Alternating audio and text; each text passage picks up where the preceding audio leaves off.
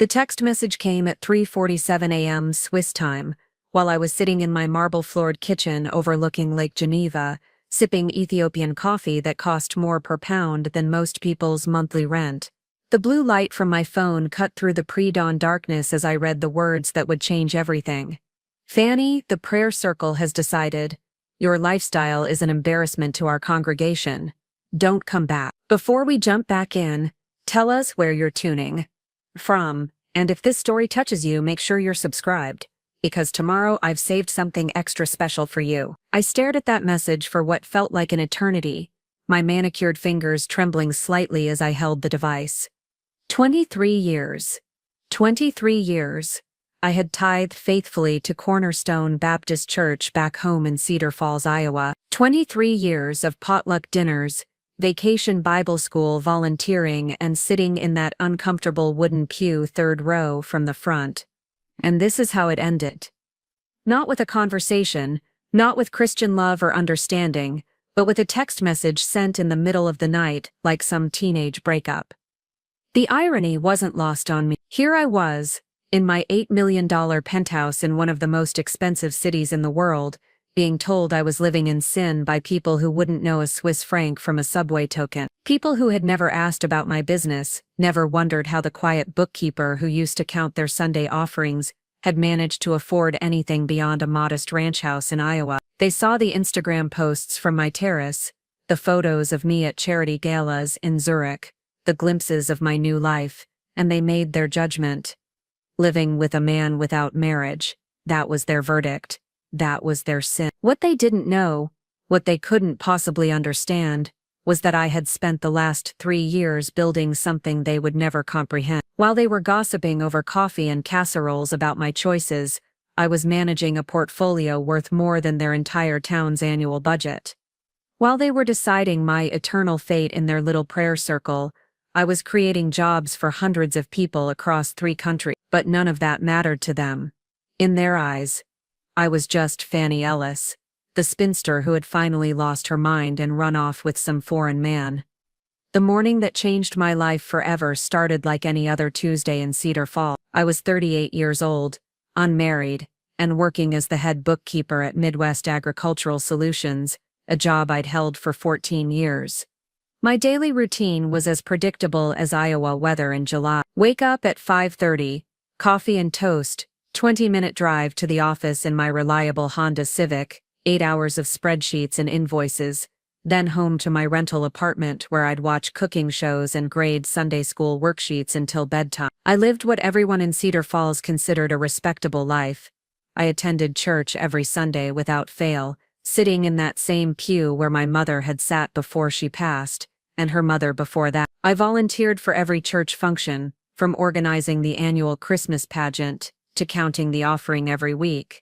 My life was small, predictable, and according to everyone around me exactly what God intended for an unmarried woman approaching 40. The only deviation from this pattern was my secret obsession with financial markets. While other people my age were posting about their kids' soccer games or complaining about their marriages on Facebook, I was deep in investment forums, studying cryptocurrency trends, and reading financial reports until my eyes burned. It started innocently enough, just trying to make my modest savings grow a little faster than the pathetic interest rates the local bank offered. But somewhere along the way, it became something more. I discovered I had an intuition for patterns that others missed, ability to spot opportunities that seasoned investors overlooked. By the time I was 35, my secret portfolio was worth more than most people in Cedar Falls would see in a lifetime. Not millions, not yet, but enough to make me realize that my real talents were being wasted on small-town bookkeeping. I started taking online courses in international finance,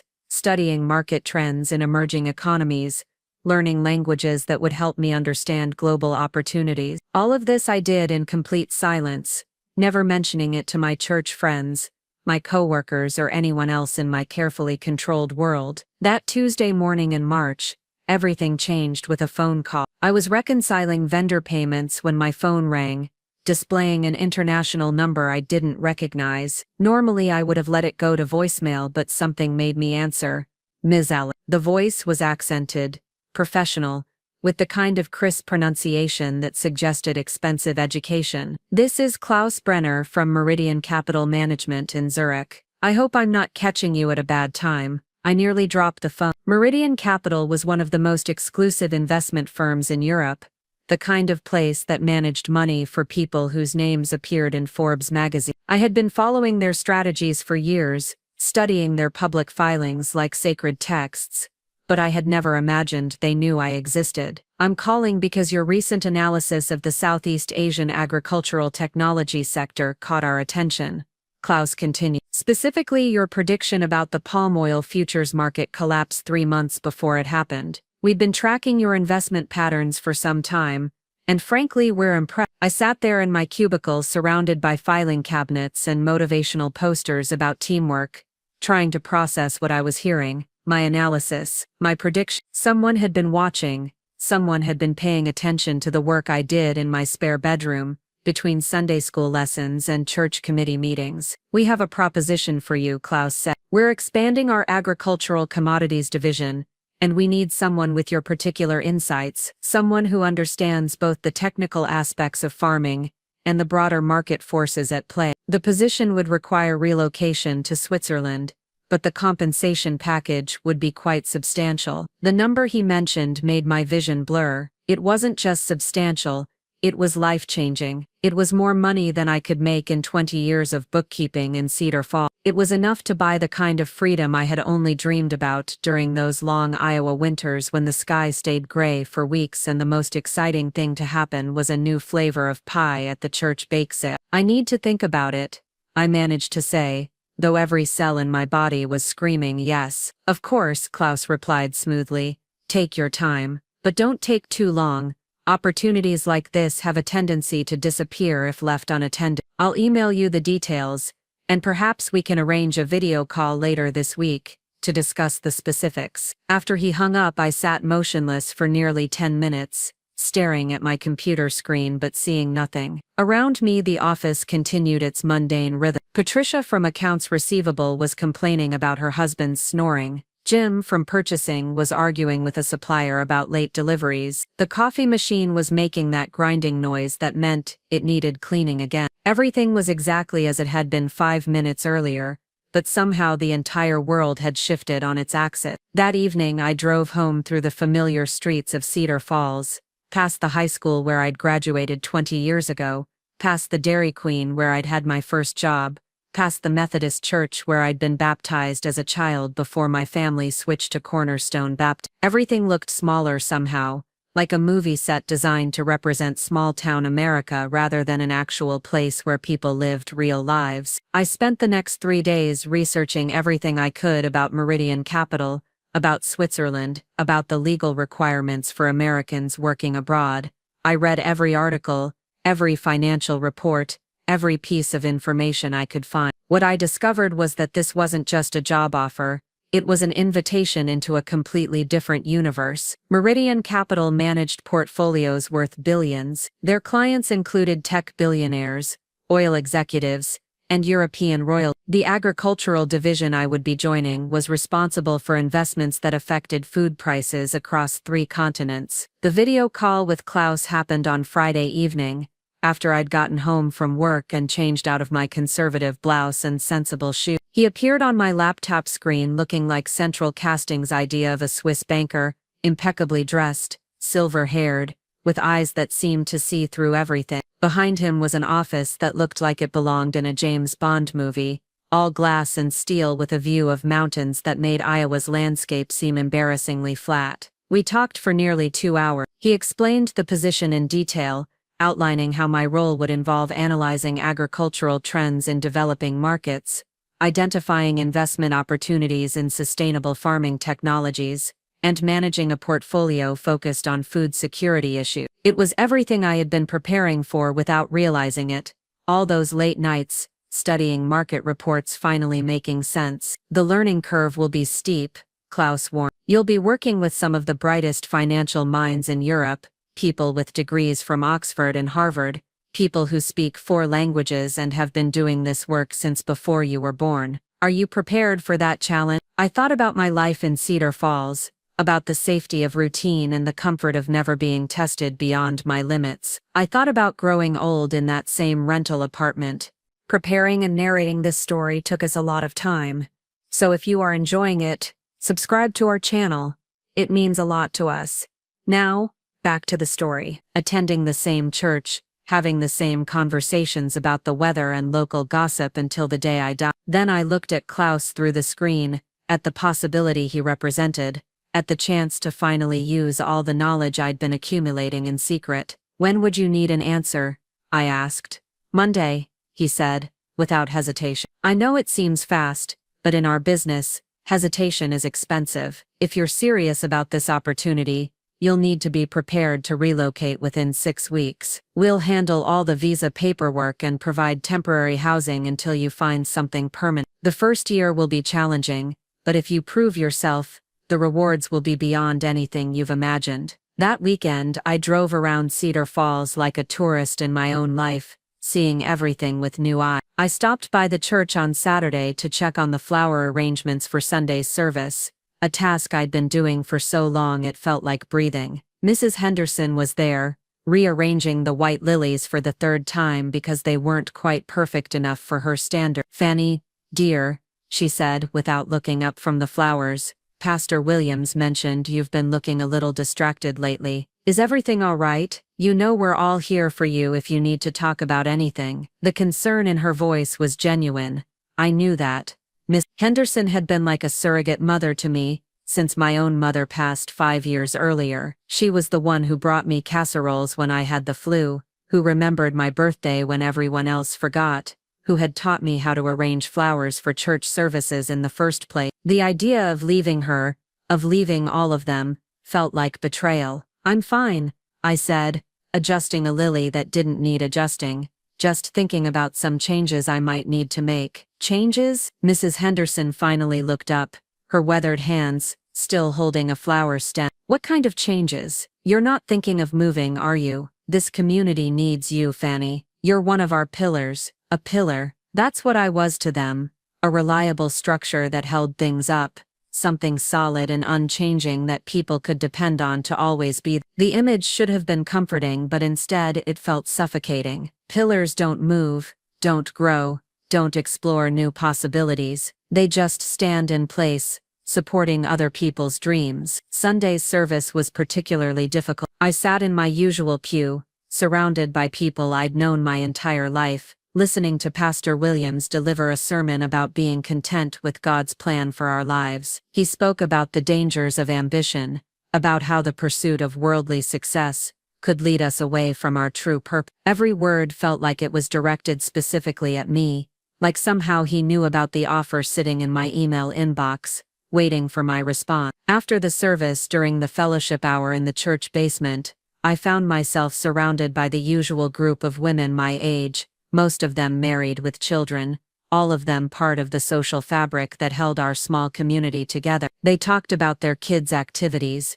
their husbands' jobs, their plans for summer vacations to lakes in Minnesota, or visits to relatives in neighboring states. I listened and nodded and made appropriate comments, but inside I felt like I was observing them from a great distance, like an anthropologist studying a culture I no longer quite belonged to. Fanny, said Sarah Mitchell, balancing her toddler on her hip while reaching for a sugar cookie, we should get together for lunch this week. I feel like we never get to really talk anymore. Sarah had been my best friend in high school, back when we dreamed about escaping Cedar Falls and seeing the world together. She'd gotten pregnant senior year and married her boyfriend instead, settling into the life that everyone expected. Now at 38, she looked tired in a way that went deeper than just lack of sleep, worn down by the endless cycle of caring for other people's needs while forgetting her own. I'd like that, I said, and meant. Sarah deserved to know what I was considering, deserved the chance to understand why I might be leaving. We'd been through too much together for me to just disappear without explanation. We met for lunch on Wednesday at the Bluebird Cafe,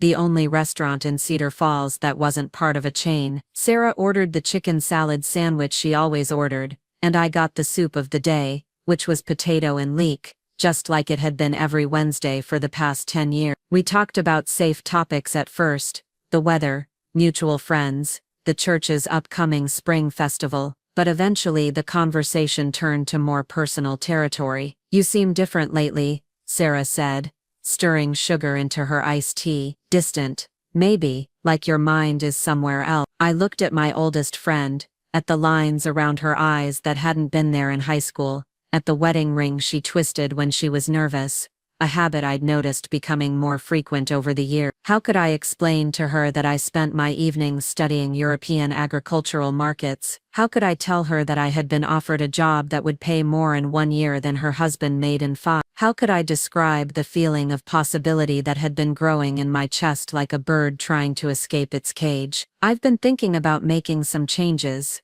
I said carefully, "maybe traveling more, exploring new opportunities." Sarah's face brightened. "That sounds wonderful. You should definitely take more vacations. Remember how we used to talk about going to Europe together? Maybe we could finally plan that trip. I'd have to save up for a while, and it would depend on finding someone to watch the kids, but it could be fun." The innocent excitement in her voice broke my heart. She was thinking about a 2-week tourist trip, postcards and hotel rooms and guided tours of famous landmarks. I was thinking about relocating permanently to a different continent, starting a career that would require learning new languages and navigating cultures I'd only read about in books. "Sarah," I said slowly, "what if I told you I was thinking about moving away? Not just traveling, but actually leaving Cedar Falls for good." The color drained from her face. "Moving where? And why? Your whole life is here, Fanny. Your job, your church, your friends. What could possibly be worth giving all that up?" I couldn't tell her about the money, couldn't explain that I had discovered talents and abilities that were being wasted in our small town. Instead, I focused on something she might understand. "I feel like I'm disappearing. Like every day I become a little more invisible, a little more forgotten. When I die, what will people remember about me? That I kept accurate books, that I arranged flowers nicely, that I never caused any trouble or made any waves." Sarah reached across the table and took my hand. "You're having a midlife crisis," she said with the kind of gentle certainty that came from years of friendship. "It's normal, everyone goes through it, but running away isn't the answer. What you need is to find more purpose here, maybe take on more responsibility at church, or start dating again." "When's the last time you even tried to meet someone?" Dating. The suggestion would have been laughable if it weren't so sad. Cedar Falls wasn't exactly bursting with eligible bachelors, and the few single men in my age range were either recently divorced and bitter about it, or had never married for reasons that became obvious after 5 minutes of conversation. Besides, dating would just be another way of defining myself in relation to other people's expectations,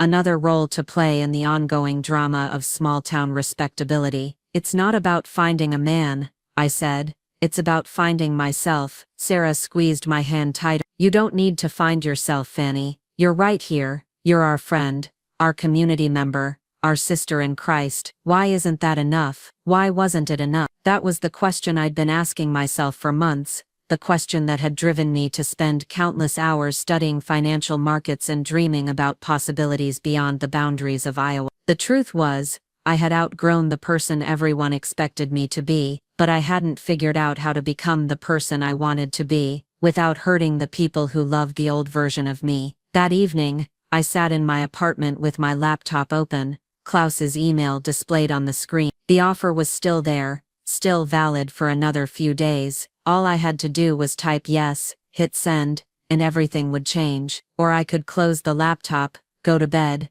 wake up tomorrow and continue living the life that everyone assured me was perfectly adequate. I thought about my mother, about the dream she'd given up to marry my father and raise children in the same town where she'd been born. I thought about the journal I'd found after she died, filled with sketches of places she'd wanted to visit, languages she'd wanted to learn, adventures she'd never had the courage to pursue. I thought about Sarah, trapped by circumstances she'd created in high school, still talking about someday traveling to Europe like it was an impossible fantasy rather than a simple matter of buying a plane ticket. I thought about the sermon Pastor Williams had delivered the previous Sunday, about being content with God's plan. But what if God's plan wasn't about staying safe and comfortable? What if it was about using the gifts He'd given me, even if it meant disappointing people who preferred me small and manageable and permanently available for their needs? I opened a new email and began to type, "Dear Klaus, thank you for your patience.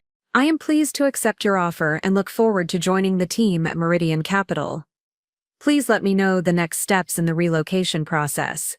I read the message 3 times before hitting send, my finger hovering over the button for what felt like an eternity. Once I sent it, there would be no going back. Once I sent it, I would have to tell people, make explanations, face the disappointment and confusion and judgment that would inevitably follow. I hit send. The response came within an hour, professional and efficient, outlining the timeline for my move and the paperwork I would need to complete. Reading Klaus's instructions made everything feel suddenly real in a way that was both terrifying and exhilarating. In 6 weeks, I would be boarding a plane to Switzerland. In 6 weeks, my life as Fanny Ellis, small-town bookkeeper and dependable church volunteer, would effectively end. The next few days passed in a blur of logistics and lies. I gave my boss at Midwest Agricultural Solutions 2 weeks' notice, citing family obligations that required my immediate attention. I started researching temporary housing in Zurich, international banking procedures, and the requirements for obtaining a Swiss work permit. I made lists of things to sell, things to store, and things to pack for my new life. All of this I did in secret, maintaining my normal routine while quietly dismantling the infrastructure of my existence in Cedar Falls. The hardest part was telling the church. I waited until after the Wednesday evening prayer meeting, when most people had gone home and only the core group of dedicated volunteers remained, cleaning up and preparing for Sunday's service. Pastor Williams was in his office, reviewing his sermon notes, when I knocked on his door. "Fanny," he said, looking up with the warm smile he reserved for his most reliable parishioners. Come in. What can I do for you this evening?" I sat down in the chair across from his desk, the same chair where I'd sat for countless conversations over the years about church business, volunteer schedules, and the occasional personal crisis. The office smelled like coffee and old books, familiar and comforting, like everything else about my life that I was about to leave behind. "Pastor Williams," I began, my carefully rehearsed speech suddenly feeling inadequate. "I need to tell you that I'll be leaving Cedar Falls. I've accepted a job opportunity that requires me to relocate." His expression shifted from warm welcome to concern. "Relocate where? And what kind of job opportunity? I hope you haven't been approached by one of those companies that promise quick money but turn out to be scam. There are a lot of predators out there targeting women in your situation." My situation? Unmarried, approaching 40, presumably desperate enough to fall for any scheme that promised escape from spinsterhood. The assumption stung, but I tried to keep my voice level. "It's a legitimate position with an international investment firm," I said. "I'll be working in their agricultural commodities division."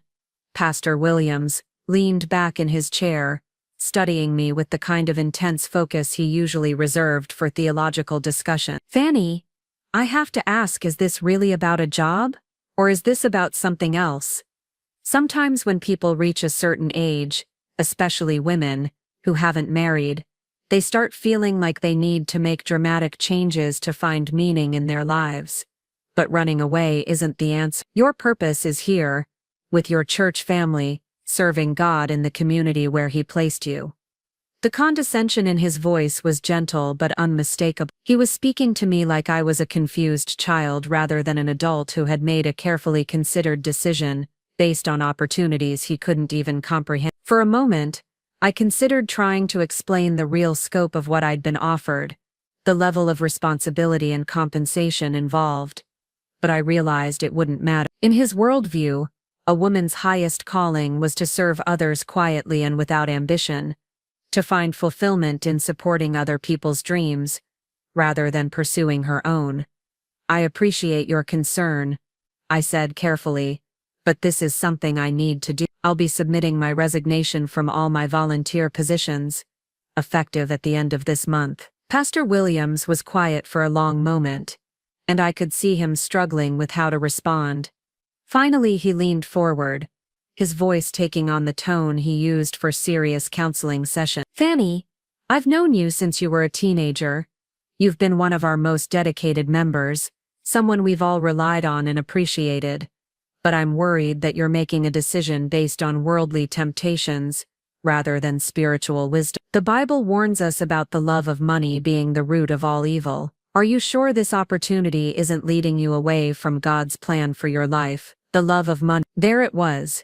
The assumption that my decision was motivated by greed rather than ambition, by materialism rather than the desire to finally use my abilities to their fullest potential. He couldn't conceive that I might have talents worth developing beyond the narrow scope of what Cedar Falls had to offer, or that God's plan for my life might involve something bigger than arranging flowers and counting offering envelopes. I'll be attending services until I leave, I said, standing up from the chair. And I'll make sure all my responsibilities are properly transferred to other volunteers. I don't want to leave anyone in a difficult position. As I walked out of his office, I heard him call after me. The door is always open, Fanny. When you realize that happiness can't be found in worldly success, you'll always have a home here. The words followed me out of the church and into the parking lot, where I sat in my car for several minutes trying to process what had just happened. The man who had baptized me, who had delivered my mother's eulogy, who had counseled me through every major decision of my adult life, had just dismissed my choice as a spiritual failing. He couldn't see that I might be following God's call rather than running from it, that maybe my talents were meant for something larger than the comfortable confines of small-town ministry. Over the next 2 weeks, word spread through the church community with the speed and accuracy of a telephone game. By the time the news reached everyone, the story had been simplified and distorted into something more palatable to their understanding. Fanny Ellis was having a midlife crisis. She had been seduced by promises of easy money. She was running away from her responsibilities to chase impossible dreams. The details of my actual opportunity were lost in the narrative, replaced by a cautionary tale about the dangers of discontent and ambition. The reactions ranged from concern to disappointment, to barely concealed judgment. Mrs. Henderson cried when I told her, begging me to reconsider and offering to pray for my confused heart. Sarah stopped speaking to me entirely after our final lunch, where she accused me of betraying our friendship and abandoning everyone who cared about me. Other church members approached me with increasingly urgent warnings about the spiritual dangers of putting career before faith, about the loneliness and emptiness that awaited people who chose worldly success over Christian community. The worst part was that some of their concerns resonated with fears I'd been carrying since the moment I accepted Klaus's offer. Was I making a terrible mistake? Was I destroying relationships and abandoning responsibilities for the sake of an opportunity that might prove to be an illusion? Late at night, alone in my apartment, surrounded by half-packed boxes, I wondered if Pastor Williams was right, if I was being led astray by pride and ambition rather than following a legitimate calling. But then I would remember the feeling of recognition I'd experienced during that first phone call with Klaus.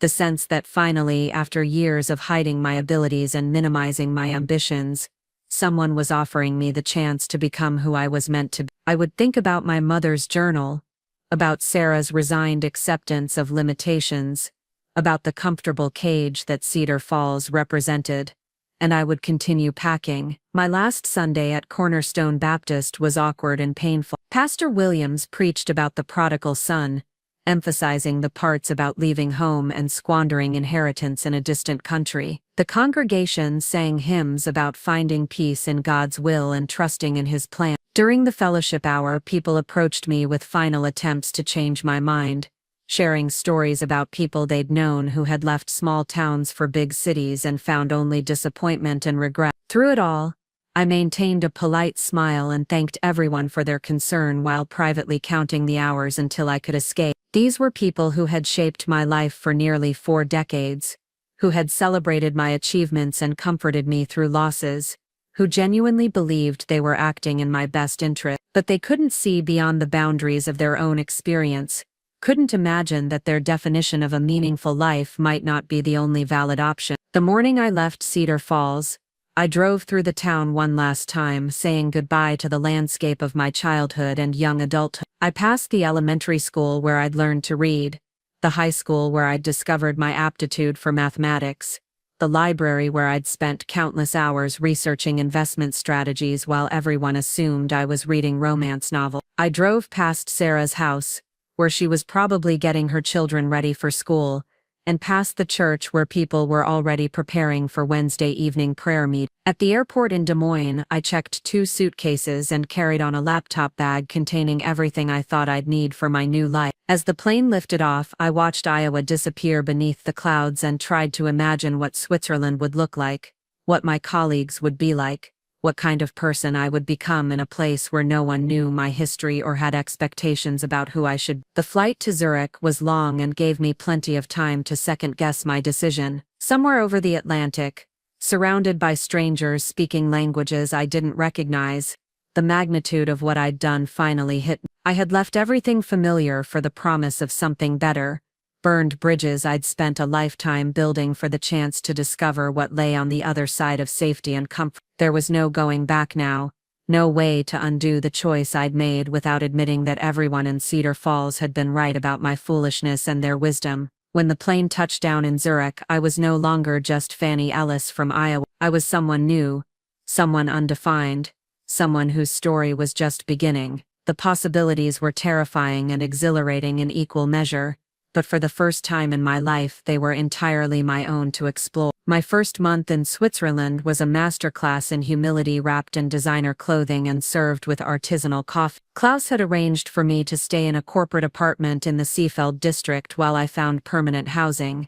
a sleek 1-bedroom space with floor-to-ceiling windows overlooking the lake that cost more per week than my entire monthly rent in Cedar Falls. The irony wasn't lost on me that I was living in more luxury as a temporary resident than I'd ever experienced as a homeowner in Iowa. The Meridian Capital offices occupied 3 floors of a glass tower that looked like it had been designed by someone who believed architecture should make statements about human ambition. My first day, I arrived 45 minutes early, wearing my best suit from JCPenney, and carrying a briefcase I'd bought specifically for this job. The security guard in the marble lobby spoke to me in German, then French, before finally switching to English when my blank stare made it clear I was hopelessly American. Klaus met me in the elevator, looking exactly as polished as he had on our video call but somehow more intimidating in person. He was the kind of man who made expensive clothes look effortless, whose handshake conveyed both warmth and the subtle reminder that he held all the power in our relationship.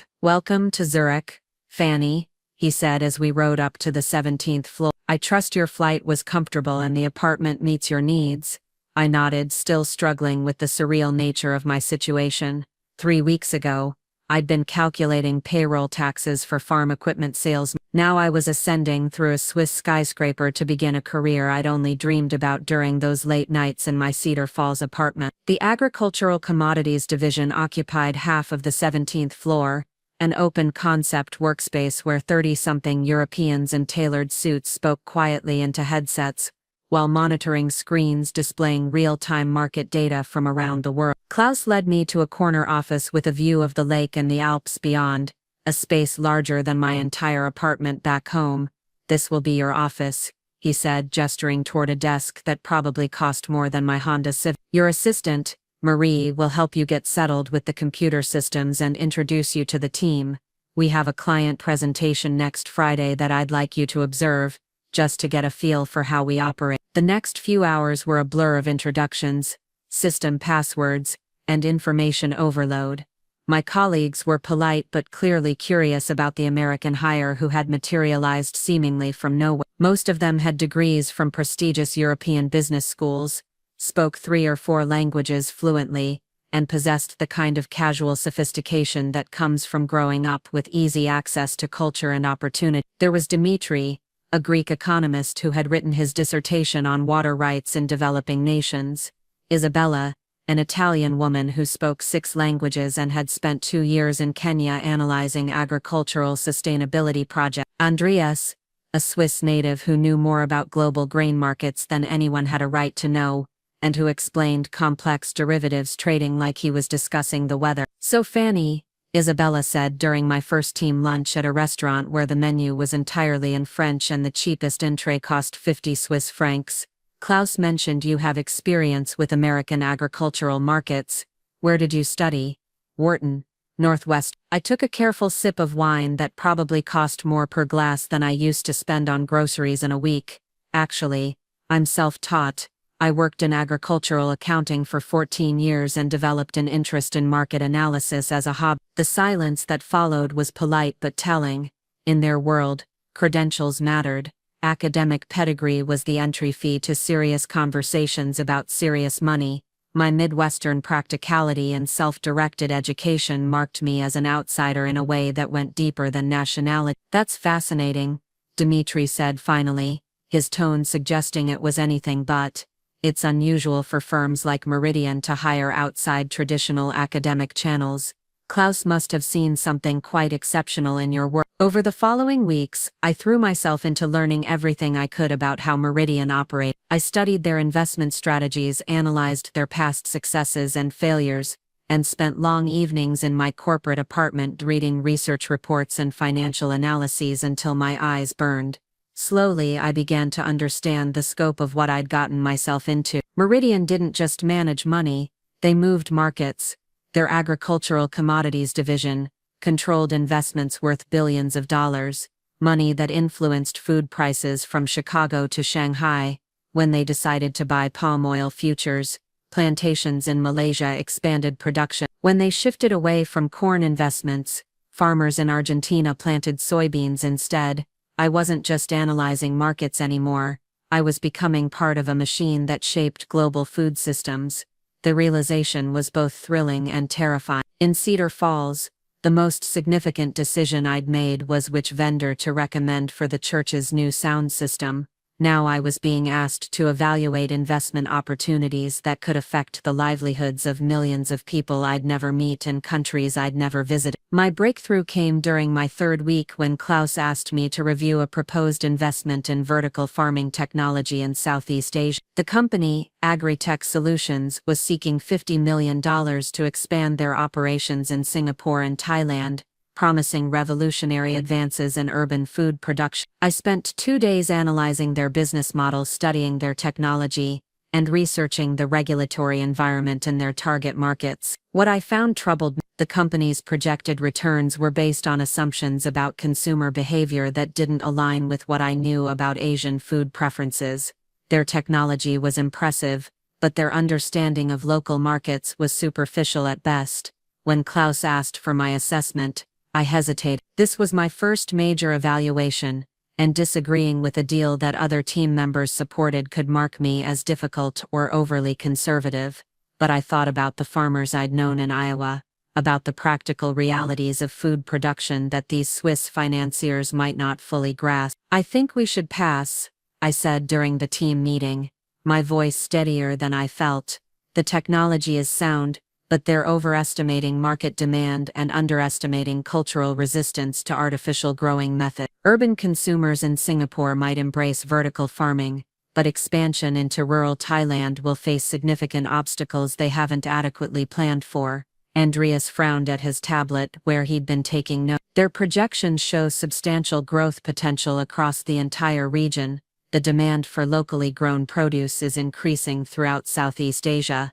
"The demand exists," I agreed, "but not necessarily for this type of produce grown in this way." Thai consumers have strong preferences for traditional farming methods, especially for vegetables and herbs. Vertical farming might work for lettuce and tomatoes, but it won't work for the aromatic herbs that make up a significant portion of the local diet. The company's market research focused on urban centers, but didn't adequately survey rural populations, who represent 60% of their target demographic. The room was quiet for a moment. I could see Isabella and Dmitri exchanging glances, probably wondering how the new American hire had access to insights they'd missed. Klaus, however, was leaning forward with interest. "Explain," he said simply. For the next 20 minutes I walked them through my analysis, drawing on everything I'd learned about agricultural markets, consumer behavior, and cultural food preferences. I explained how my years working with American farmers had taught me to look beyond technical capabilities to practical adoption challenges. I showed them demographic data they'd overlooked and cultural factors their European perspective had minimized. When I finished,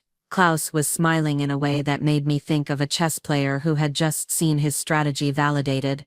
"Excellent work," he said. This is exactly the kind of analysis we hired you for. Andreas, please draft a polite decline to Agritech Solutions and schedule a follow-up call with their competitors who might have better market understanding. After the meeting, Klaus asked me to stay behind. Once the conference room was empty, he closed the door and sat down across from me. That was impressive, he said. You saw things the rest of the team missed, and you had the courage to disagree with the consensus. Both qualities are rare and valuable in this business. I felt a flush of pride that was immediately tempered by nervousness. I hope I wasn't overstepped. I know I'm still learning how things work here. Klaus waved dismissively. Overstepping would be making the decision yourself. What you did was provide the information we needed to make the right decision. There's a significant difference. He paused, studying me with the same intensity I'd noticed during our first video call. I'm curious about something. Your analysis demonstrated knowledge about Southeast Asian food culture that goes well beyond what most agricultural economists would possess. How did you acquire that expertise? I felt heat rising in my cheeks. The truth was embarrassing but not something I could lie about. I spent a lot of time in ethnic restaurants in Cedar Falls. There was a Thai family who ran a small place downtown, and I became friends with the owner's daughter. She taught me about traditional cooking methods and ingredient preferences. I also did extensive online research about regional food systems as part of my investment studies. Klaus laughed, a genuine sound of appreciation. You learned about Southeast Asian agricultural markets by befriending restaurant owners in Iowa. That's either the most unconventional research method I've ever heard, or the most brilliant, possibly both. Over the following months, I established myself as the team member who could bridge the gap between financial theory and practical agricultural reality. While my colleagues analyzed spreadsheets and market projections, I focused on understanding the human elements that drove those numbers. I studied farming communities, researched cultural food preferences, and developed networks of contacts who could provide insights that didn't appear in official market reports. My success brought both opportunity and scrutiny. Klaus began assigning me larger projects, more complex analyses, and greater responsibility for client presentations, but I also noticed increased attention from colleagues who seemed puzzled by my rapid advancement and unconventional background. The scrutiny intensified when I recommended against a major investment in African grain futures that the rest of the team strongly supported.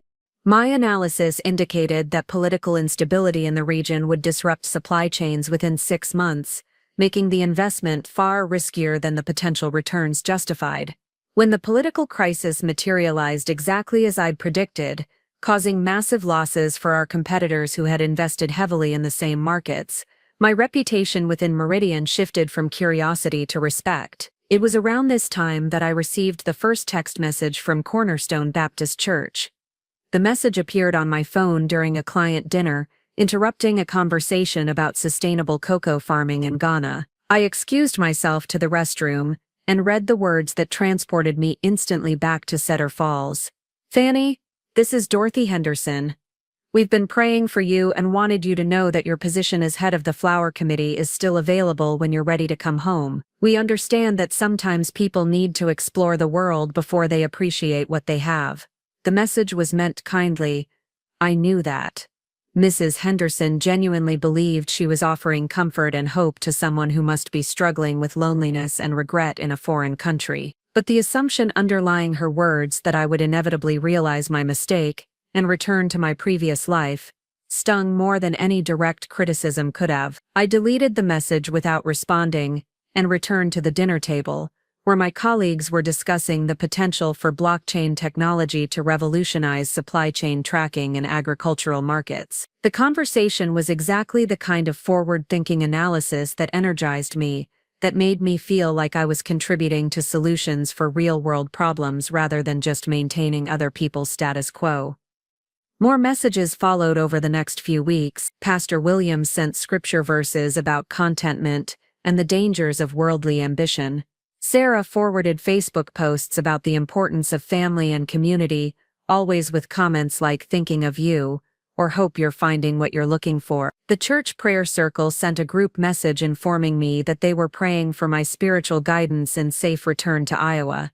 Each message felt like a small anchor trying to drag me back to a version of myself I'd outgrown. The senders meant well, but they couldn't conceive that I might actually be thriving in my new life, that I might have discovered talents and opportunities they'd never imagined possible.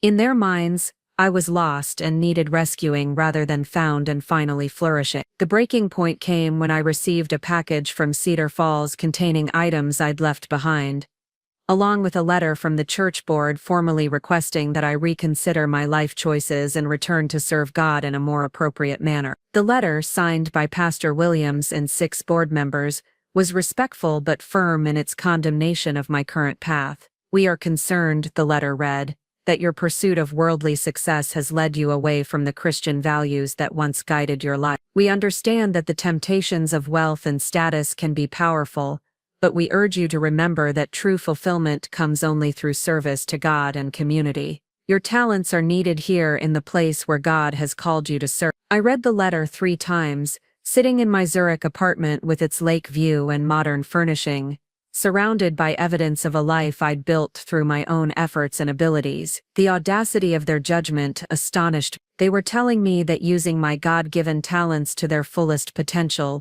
was somehow less faithful than hiding them under the modest expectations of small-town respectability. That evening, I did something I'd been avoiding since my arrival in Switzerland. I opened my laptop and began researching the financial status of Cornerstone Baptist Church. What I found was both shocking and infuriating. The church was in serious financial trouble. Their mortgage was underwater, their maintenance fund was empty, and they owed nearly $30,000 in deferred repairs to the building. Pastor Williams was working without salary, relying on his wife's teaching income to support their family. The congregation was aging and shrinking, unable to attract younger families who might revitalize both the membership and the finances. But more disturbing was what I discovered about the church leadership's personal finances. Several board members, including those who had signed the letter condemning my pursuit of worldly success, were drowning in debt. Credit card balances, medical bills, and underwater mortgages painted a picture of people who were barely managing their own financial responsibilities while presuming to judge my choices. I thought about the years I'd spent volunteering my time and expertise for free, keeping their books balanced and their financial systems organized. I remembered the countless hours I'd donated to fundraising events, building maintenance, and administrative tasks that kept their organization running. They had benefited from my skills for nearly 2 decades without ever acknowledging that those same skills might have value beyond their immediate needs. The hypocrisy was breathtaking. They condemned my pursuit of financial success while struggling with their own money management. They accused me of abandoning Christian values while failing to practice basic stewardship of their own resources. They claimed I was being led astray by worldly temptations while their own lives demonstrated the stress and limitation that came from financial instability. I closed my laptop and walked out onto my balcony where the lights of Zurich sparkled across the lake like scattered diamonds. 6 months ago, I'd been living paycheck to paycheck in a rental apartment, attending a church whose leadership couldn't balance their own checkbook. Now I was managing millions of dollars in investments, contributing to global food security initiatives, and earning more money than I'd ever imagined possible. The contrast wasn't lost on me. In Cedar Falls, I'd been praised for my faithfulness while my talents were systematically underutilized and undervalued. In Zurich, I was respected for my expertise and compensated accordingly for the value I created. Which situation better honored the abilities God had given me? That night, I made a decision that would have shocked my former church community. Instead of responding to their letter with explanations or apologies, I began planning something that would demonstrate exactly how far I'd traveled from the person they thought they knew. I started with a detailed financial analysis of Cornerstone Baptist Church, using the same methodologies I applied to potential investments. I identified their core problems, evaluated their assets, and developed a comprehensive plan for financial recovery. Then I researched similar churches that had successfully navigated financial crises and documented the strategies they'd employed. The analysis took me 3 weeks to complete, working evenings and weekends while maintaining my regular responsibilities at Meridian. When I finished, I had created a 40-page report that outlined specific steps the church could take to eliminate their debt, increase their revenue, and build sustainable financial practices for the future. The plan was aggressive, but achievable. It involved selling unused property, consolidating their programs, implementing modern fundraising techniques, and developing new revenue streams through community partnership. I estimated that if they followed my recommendations consistently, they could be debt-free within 18 months and financially stable within 3 years. But I wasn't planning to send them the report, at least, not yet. Instead, I began implementing a different strategy. Using connections I'd developed through Meridian's network, I identified 3 potential sources of funding for struggling rural churches. One was a foundation that supported community development in small towns. Another was a grant program focused on historic preservation, which applied to Cornerstone's century-old building. The third was a private donor who specialized in faith-based community initiatives. I spent weeks crafting grant applications and funding proposals, careful to present Cornerstone Baptist Church as worthy of investment, without revealing my personal connection to the organization. I used my professional credentials and Meridian's reputation to lend credibility to their cause, positioning them as an example of the kind of rural institution that deserved support from urban wealth. The process was more complex than anything I'd ever attempted, requiring me to navigate legal restrictions, tax implications, and administrative procedures across multiple jurisdictions. But my work at Meridian had taught me how to manage complex financial arrangements, and I applied those skills to engineering a solution for the church that had rejected me. 3 months after I'd received their condemning letter, I had secured funding commitments totaling $65,000 for Cornerstone Baptist Church, enough to cover their immediate debts, complete necessary building repairs, and establish a modest endowment for future stability. The money would arrive through official channels, with no indication of my involvement in the process. I also arranged for a consultant to visit Cedar Falls and deliver my financial recovery plan to the church leadership, presenting it as standard practice accompanying the grant funding. They would receive exactly the help they needed to solve their problems, provided by someone they'd dismissed as spiritually misguided and morally compromised. The irony was exquisite. While they prayed for my return to Christian values, I was demonstrating those values in ways they couldn't recognize or appreciate. While they worried about my soul, I was using my worldly success to secure their future. While they condemned my choices, I was proving that my path had led to exactly the kind of generous service they claimed to value. But I still wasn't ready to reveal my role in their salvation. That revelation would come later when the timing was right, and the lesson was complete. For now, I was content to watch from Switzerland as the people who had judged me received an anonymous gift that would preserve their community and validate their faith. The real test would come when they learned the truth about who had saved them. Would they recognize the hand of God working through the very path they had condemned? Would they acknowledge that my pursuit of worldly success had enabled a level of Christian generosity they couldn't achieve through their own means? Or would they find new reasons to justify their prejudices and maintain their sense of moral superiority? I suspected I already knew the answer, but I was willing to give them the chance to surprise me. After all, grace was supposed to be transformative, and transformation required the possibility of being wrong about fundamental assumptions. As winter settled over Zurich and my first year at Meridian progressed, I found myself becoming someone I'd never been before. Not just professionally, but personally, I was confident in ways that went beyond financial success, comfortable with ambiguity and complexity in ways that small-town certainty had never allowed. I started dating a colleague from the London office, a brilliant economist named James, who spoke 4 languages and had never lived anywhere for more than 3 years. Our relationship was sophisticated and challenging, built on intellectual compatibility and mutual respect rather than shared history or social expectation. We traveled together to conferences in Singapore and São Paulo, discussing sustainable agriculture over meals that cost more than most people's weekly salaries. James knew nothing about my background in Cedar Falls, and I found that refreshing to him. I was simply Fanny Ellis, agricultural commodities specialist, a woman who belonged in the world we both inhabited. He never questioned whether I fit into elite financial circles or whether my success was somehow inappropriate for someone of my gender or background. In his experience, competence was the only qualification that mattered. The relationship felt adult in ways that my previous romantic encounters never had. We respected each other's careers, supported each other's ambitions, and maintained individual identities while building something together. There was no pressure to conform to traditional relationship scripts or sacrifice professional goals for domestic expectations. When James mentioned that he was considering relocating to Zurich permanently, I realized that I was ready to take our relationship to the next level. Not marriage necessarily, but cohabitation, shared responsibilities, the kind of partnership between equals that I'd never thought possible during my years in Cedar Falls. We found a penthouse apartment in Seefeld with panoramic views of the lake and mountains,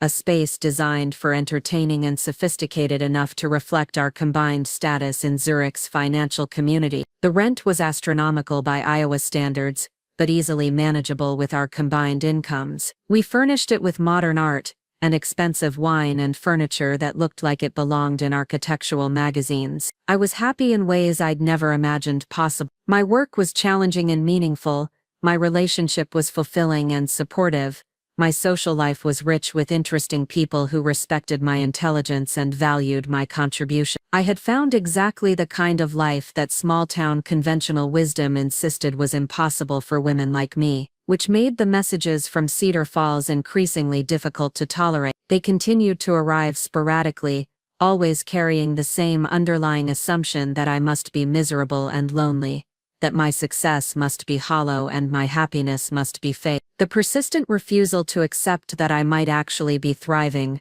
felt like a form of psychological violence, a determined effort to undermine my confidence and drag me back to limitations I'd outgrown. The final straw came on my birthday, when I received a care package from the church prayer circle containing homemade cookies, devotional materials, and a letter expressing their continued hope for my spiritual recovery. The package arrived on the same day James surprised me with a weekend trip to Vienna, where we attended a conference on sustainable investing and celebrated my promotion to senior analyst at Meridian. Sitting in our 5-star hotel in Vienna, surrounded by evidence of a life built on mutual respect and shared ambition, I opened the care package from Cedar Falls and felt something inside me finally snap. Not anger exactly, but a crystalline clarity about the choice I needed to make. I could continue accepting their judgment definitely, allowing their disapproval to shadow my happiness and their expectations to define my sense of worth, or I could finally definitively claim my right to live the life I'd chosen, without apology or explanation. That night, after James had fallen asleep, I sat at the hotel desk and composed a response that I'd been crafting in my mind for months. Not a defense of my choices or an explanation of my success, but a simple statement of fact that would close the door on their attempts to reclaim me for their version of righteousness. The message was brief and direct. I am living the life God intended for me. Please stop trying to save me from my blessings. I sent the message to the church group text and then blocked every number associated with Cornerstone Baptist Church. No more prayers for my misguided soul. No more care packages designed to remind me of what I'd left behind. No more attempts to make me feel guilty for choosing growth over safety. I was done being their cautionary tale. It was time to become my own success story, complete and unapologetic and entirely beyond their power to diminish or reclaim. The next morning, James and I had breakfast overlooking the Danube, planning our next investment research trip and discussing the apartment renovations we wanted to complete before hosting our first dinner party. It was a conversation between equals about a future we were building together, and it felt like the most natural thing in the world. For the first time since leaving Iowa, I felt completely free from the weight of other people's expectations. I was exactly where I belonged, with someone who valued me for who I'd become rather than mourning who I'd been. The life I'd built was mine to celebrate, and I was finally ready to do exactly that. The photograph arrived on a Tuesday morning in February, slipped under my office door like a piece of evidence in a crime I didn't know I'd committed. I found it when I arrived early to prepare for a presentation to the Meridian Executive Board, my coffee still steaming as I bent to pick up what I assumed was a misdelivered document. Instead, I found myself staring at a grainy image printed on cheap paper, clearly taken with a telephoto lens from across the street. James and I were captured exiting our apartment building, his arm around my waist, both of us laughing at something he'd just whispered in my ear. We looked happy, intimate, completely unaware that we were being observed and documented like subjects in a surveillance operation. On the back, someone had written in block letters, "Living in sin in Switzerland." Below that, in the same careful handwriting, "Your mother would be ashamed." My hands were shaking as I turned the photograph over again, studying the image for clues about who might have taken it, and how they'd managed to deliver it to my office in Zurich. The picture was recent, probably from the previous week based on the coat I was wearing.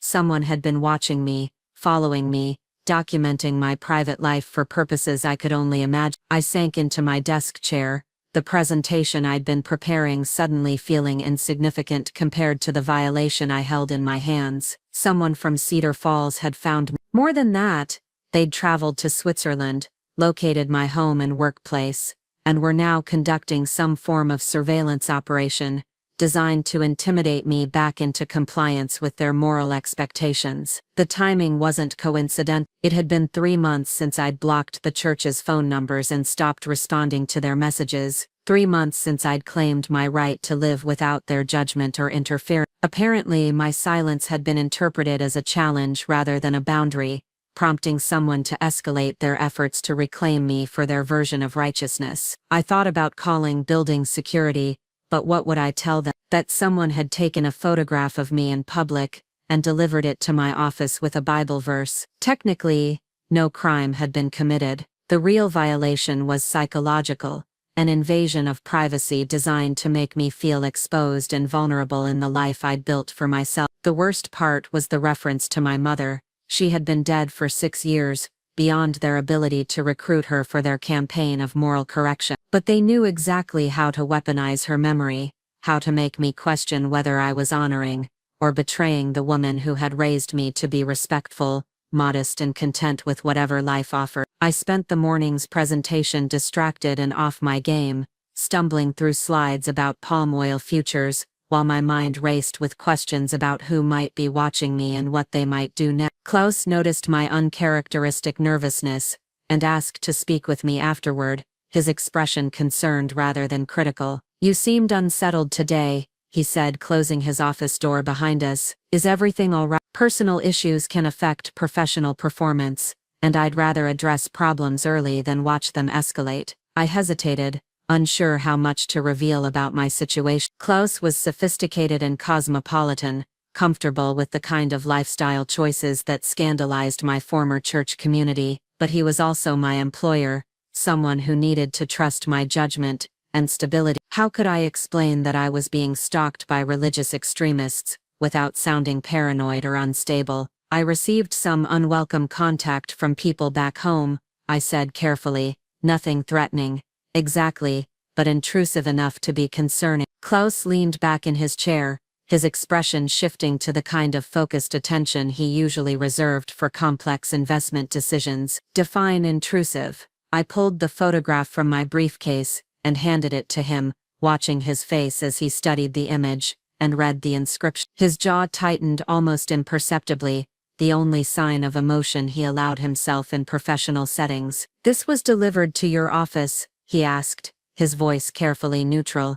"Slipped under my door sometime between last night and this morning." Building security didn't see anyone unusual, but the cameras in our corridor have been malfunctioning for the past week. Klaus set the photograph on his desk and steepled his fingers, a gesture I'd learned meant he was processing information and formulating a response. "Do you have any idea who might be responsible? Former colleagues, family members, anyone with both motive and means to travel to Switzerland?" I explained about the church situation, about the messages I'd been receiving, and the pressure to return to Iowa. I told him about blocking their communications and the escalation that had apparently followed. As I spoke, I watched his expression grow colder, more focused, like a predator identifying a threat to something he was determined to protect. "Religious harassment," he said finally. "We've seen this before with other American employees who've relocated to Europe. Small-town communities sometimes react strongly when members escape their influence. Usually it's family members, but religious organizations can be equally persistent." The casual way he discussed my situation was both reassuring and disturbing. On one hand, it suggested that what I was experiencing wasn't unique or insurmountable. On the other hand, it implied that Meridian had enough experience with this type of problem to have developed protocols for handling it. "What do you recommend?" I asked. Klaus was quiet for a moment, studying the photograph again. "First, we involve our security consultant. Meridian maintains relationships with firms that specialize in executive protection and privacy issues. They'll evaluate the threat level and recommend appropriate countermeasures." He paused, his gaze meeting mine directly. "Second, you need to understand that this firm protects its assets, and you've become a valuable asset. We don't allow anyone to interfere with our employees' ability to do their jobs effectively. If these people want to play games, they'll discover that our resources for winning such games far exceed anything they can imagine." The implicit threat in his words should have troubled me, but instead I felt a rush of relief. For the first time since receiving the photograph, I wasn't facing the situation alone. Meridian's resources, their connections, their sophisticated understanding of how to handle complex problems, were now aligned with my interests. "There's one more thing," Klaus continued. "I'm recommending you for promotion to Managing Director of our North American Agricultural Division. The position comes with additional compensation, expanded responsibilities, and certain perquisites that include enhanced security protocol." I stared at him, trying to process the implications of what he'd just said. Managing Director was a senior executive position, the kind of role that came with seven-figure compensation and global responsibility for billion-dollar investment strategy. It was beyond anything I'd imagined possible when I'd first accepted his job offer 18 months earlier. "Klaus, I'm honored, but I'm not sure I'm qualified for that level of responsibility. I've only been here for a year and a half." He smiled, the first genuine warmth I'd seen from him during our conversation. "Fanny, you've already demonstrated more practical insight into agricultural markets than colleagues with decades of experience. Your analysis has saved us from several costly mistakes and identified opportunities that generated substantial returns. The promotion isn't charity, it's recognition of value already delivered." He stood and moved to the window, gazing out at the lake while he continued speaking. "The position would require relocating to our New York office for 6 months each year, with the remainder of your time split between Zurich and field research in agricultural regions worldwide. The compensation package starts at $800,000 annually, with performance bonuses that typically double that amount." $800,000. More money than everyone in Cedar Falls combined would see in multiple years. More financial security than I'd dreamed possible during those nights in my Iowa apartment, studying market reports and imagining a different kind of life. "The position also comes with certain lifestyle benefits," Klaus continued. "Company housing in Manhattan, access to executive security services, and legal support for any personal issues that might arise, including harassment from former associates who don't understand professional boundaries." The message was clear: accept the promotion, and Meridian would handle my stalker problem with the kind of resources and expertise that could make it disappear permanently. Continue in my current role, and I'd be fighting this battle with limited support and uncertain outcomes. "I accept," I said without hesitation. Klaus turned back from the window, his expression satisfied. "Excellent. We'll announce the promotion next week and begin your transition immediately. In the meantime, I'm arranging for a security consultation this afternoon. The consultant will review your living situation, assess potential vulnerabilities, and recommend protective measures." The security consultant arrived at my apartment that evening, looking like someone from Central Casting's idea of an elite operative. Marcus Webb was tall, professionally dressed, and carried himself with the kind of quiet confidence that suggested extensive experience with situations most people only encountered in movies. His business card listed no company name, just his name and a phone number. "Brenner briefed me on your situation," he said, declining my offer of coffee as he began a systematic examination of my apartment. "Religious harassment cases can escalate quickly, especially when the perpetrators believe they're acting on divine authority. People who think God is on their side often feel justified in crossing boundaries that would restrain ordinary stalkers." He moved through my living space with practiced efficiency, checking sightlines from windows, examining locks and security systems, photographing potential vulnerabilities with a tablet that probably cost more than most people's monthly salary. The photograph was taken from the building across the street, he continued, positioning himself at my bedroom window and pointing toward a rooftop access door. Professional equipment, probably rented rather than owned. Whoever did this has some technical sophistication, but limited experience with actual surveillance work. James arrived home during Marcus's security assessment, immediately understanding the situation when he saw a stranger methodically documenting our living space. To his credit, he adapted quickly to the intrusion, offering assistance and asking intelligent questions about protecting our privacy. "Are we in physical danger?" James asked, his accent more pronounced than usual, a sign of stress I'd learned to recognize. Marcus paused his examination to consider the question seriously. "Unlikely, but not impossible." Religious extremists typically focus on psychological pressure rather than physical violence, but they're also unpredictable, because they operate according to belief systems rather than rational cost-benefit analysis. He completed his assessment and sat down with us at our dining table, pulling out a tablet to review his findings. "Your current security is adequate for typical urban threats, but insufficient for determined surveillance. I'm recommending several upgrades." The list of recommendations was extensive and expensive.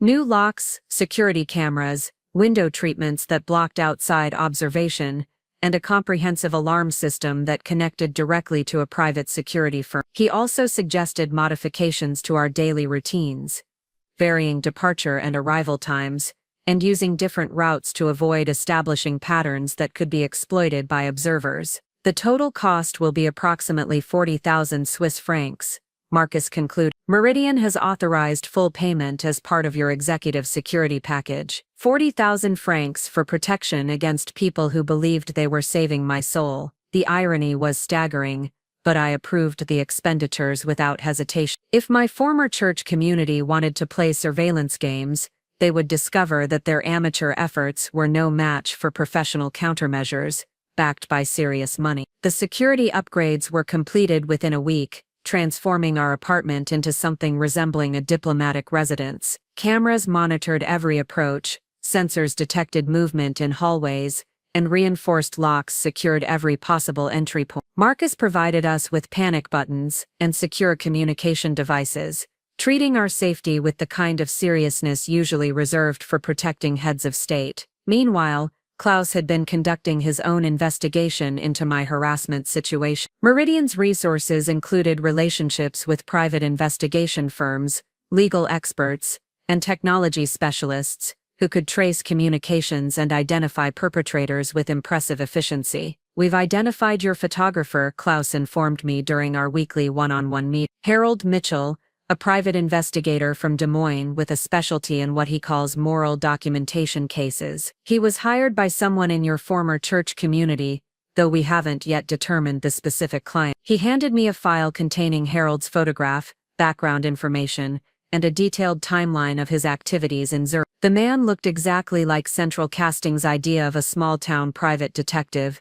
middle-aged and slightly overweight, with the kind of mustache that suggested he'd learned his profession from television shows rather than formal training. "Mr. Mitchell returned to Iowa 3 days ago," Klaus continued, "but not before visiting several other locations where you might have been vulnerable to surveillance: your office building, your gym, the restaurants you frequent. He was quite thorough in documenting your lifestyle for his client's evaluation." The violation felt even worse knowing the extent of Harold's surveillance operation. He hadn't just taken one photograph.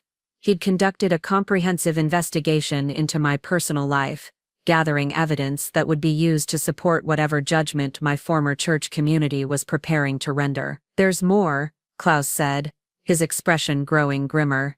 "Mr. Mitchell's client paid him to deliver something else, but he apparently had second thoughts about completing that particular assignment. He returned to Iowa with the package unopened." He slid another photograph across his desk, this one showing Harold Mitchell at Zurich's airport, carrying a manila envelope and looking distinctly uncomfortable. "Our security consultant believes the package contained something more serious than Bible verse, possibly legal documents, possibly something designed to intimidate you more directly." The implication hung in the air between us. Someone in Cedar Falls had planned an escalation beyond simple surveillance, something serious enough to make even a hired private investigator uncomfortable about delivering it. Whatever they'd intended, my promotion and the security measures that came with it had apparently disrupted their timeline. What happens now?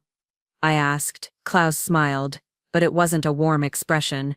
Now we demonstrate that harassment has consequence. Meridian doesn't typically involve itself in employees' personal disputes, but when those disputes affect our business interests, we respond appropriately. He explained that the firm's legal team was preparing a comprehensive response to the harassment campaign. Cease and desist letters would be sent to Harold Mitchell and anyone else who could be identified as participating in the surveillance operation. More significantly, they were researching the tax-exempt status of Cornerstone Baptist Church, looking for any irregularities that might warrant investigation by federal authority. Churches enjoy certain legal protections, Klaus explained, but those protections depend on maintaining appropriate boundaries between religious activities and personal harassment. When religious organizations begin conducting surveillance operations against private citizens, they risk losing their tax-exempt status and facing federal scrutiny. The prospect of my former church facing federal investigation because of their campaign against me felt both satisfying and disturbing. I'd wanted them to stop interfering with my life, but I hadn't intended to destroy their organization in the process. Despite everything they'd done, these were still people I'd known for decades, people who genuinely believed they were acting in my best interests. Klaus, I said carefully, I appreciate Meridian's support, but I don't want to ruin innocent people's lives. Most of the congregation probably doesn't even know about the surveillance operation. He nodded approvingly, as if my reluctance to pursue nuclear options was exactly what he'd expected. Which is why our initial response will be measured and focused. We're not targeting the entire congregation, just the individuals responsible for crossing legal boundaries. If they cease their activities immediately, the situation can be resolved quietly. If they escalate, we'll escalate proportional. The conversation left me feeling both protected and troubled. Meridian's resources were vast and their commitment to defending me was absolute, but the power they wielded was also somewhat frightening. I was beginning to understand that my promotion wasn't just recognition of my professional achievements, it was also initiation into a level of influence and protection that came with its own moral complexity. That evening, James and I had dinner at a restaurant in Old Town, trying to maintain some normalcy while adapting to our new reality of security protocols and surveillance concerns. Our conversation was subdued, both of us processing the implications of our transformed circumstance. Do you ever regret leaving Iowa? James asked during dessert, his question carrying more weight than casual curiosity. I considered the question seriously, thinking about the woman I'd been 18 months earlier and the life I'd been living before Klaus's phone call changed everything. I regret that it had to end this way, I said finally. I regret that people I cared about couldn't accept my choices without turning them into a moral crusade. But I don't regret the choices themselves. James reached across the table and took my hand, a gesture of support that had become more frequent since the harassment began. Your former church doesn't understand what they've lost, he said. Their judgmental attitude has cost them someone who could have been a tremendous asset to their community. His observation was astute but incomplete. The church hadn't just lost my potential contributions, they'd actively driven away someone who had already demonstrated loyalty and generosity. The anonymous funding I'd arranged for their financial problems was still working its way through bureaucratic channels, money that would save their organization from the very people who had condemned me for earning it. The irony was becoming more delicious with each passing day. While they prayed for my spiritual recovery and plotted ways to document my moral failures, I was using my worldly success to preserve their earthly institution. When the funding finally arrived, they would celebrate it as divine intervention, never knowing that their salvation had come from the person they'd declared lost to sin and materialism. But my patience for their ignorance was wearing thin. The surveillance operation had crossed a line from annoying interference into genuine violation, and the package that Harold Mitchell had been too uncomfortable to deliver suggested even worse intention. Whatever Christian love had originally motivated their concern for my soul had been corrupted into something vindictive and potentially dangerous. 2 weeks after the security upgrades were completed, Marcus Webb, contacted me with an update on his investigation. The news was both better and worse than I'd expected. "We've identified the source of your funding," he said during a secure phone call from his office. Pastor Williams and 3 church board members pooled their resources to hire Harold Mitchell. The total payment was $12,000, which represents a significant financial commitment for people in their income bracket. $12,000. They'd spent more money on surveilling me than most of them probably had in their savings accounts, demonstrating a level of obsession that went far beyond normal concern for a former congregant's welfare. The financial sacrifice also suggested that their campaign against me was being treated as a religious obligation rather than a personal preference. "There's more," Marcus continued. "We've obtained copies of the communications between Harold Mitchell and his client. The surveillance operation was phase 1 of a larger plan designed to document your lifestyle and gather evidence for what they call intervention proceedings." He explained that the church leadership had been planning to confront me publicly with evidence of my sinful lifestyle, possibly through social media or direct contact with my employee. The package that Harold had refused to deliver contained printed materials describing my living situation, and demanding that I choose between my career and my salvation. "The intervention was scheduled to coincide with your mother's birthday," Marcus added. "They apparently believed that date would have maximum emotional impact and increase the likelihood of compliance with their demands." My mother's birthday. They were planning to weaponize the anniversary of her birth to manipulate me into abandoning the life I'd built, treating her memory like a tool in their psychological warfare campaign. The calculated cruelty of the timing revealed something ugly about their motivations, something that had nothing to do with Christian love and everything to do with the need to control someone who had escaped their influence. "What about the package Harold refused to deliver?" "Still in his possession, as far as we can determine. He appears to have developed ethical concerns about the assignment, possibly because the materials crossed the line from religious concern into harassment. We're monitoring his communications with the church leadership, who seem frustrated by his reluctance to complete the job they paid for." The image of Harold Mitchell, small-town private investigator, struggling with the moral implications of delivering whatever poison my former church had prepared for me, was almost comical. Even someone who made his living documenting other people's secrets had boundaries that my supposedly Christian community was willing to cross. "What do you recommend?" I asked. Marcus was quiet for a moment, considering his response. "Professionally, I recommend a preemptive strike. Contact Harold Mitchell directly, offer to purchase the undelivered package, and make it clear that continuing the surveillance operation will result in legal consequences he can't afford. Simultaneously, we document everything and prepare for potential escalation." The strategy made sense from a security perspective, but it also represented a fundamental shift in my relationship with my past. Instead of passively enduring their harassment, I would be actively confronting it, using resources they couldn't match to defend boundaries they refused to respect. "Set up the meeting," I said. 3 days later, I was sitting in a conference room at Meridian's Zurich office, connected via secure video link to Harold Mitchell in his cramped office in Des Moines. The contrast between our environments was stark and symbolic. I was surrounded by contemporary luxury and sophisticated technology, while he sat behind a cheap desk in what looked like a converted strip mall storefront. Harold Mitchell looked even smaller and more uncomfortable than his surveillance photographs had suggested. He was sweating despite the cool temperature, and his eyes kept darting away from the camera as if he couldn't bear to maintain direct visual contact with me. "Miss Mitchell," I began, my voice carefully controlled, "I understand you have something that belongs to me." He shifted in his chair,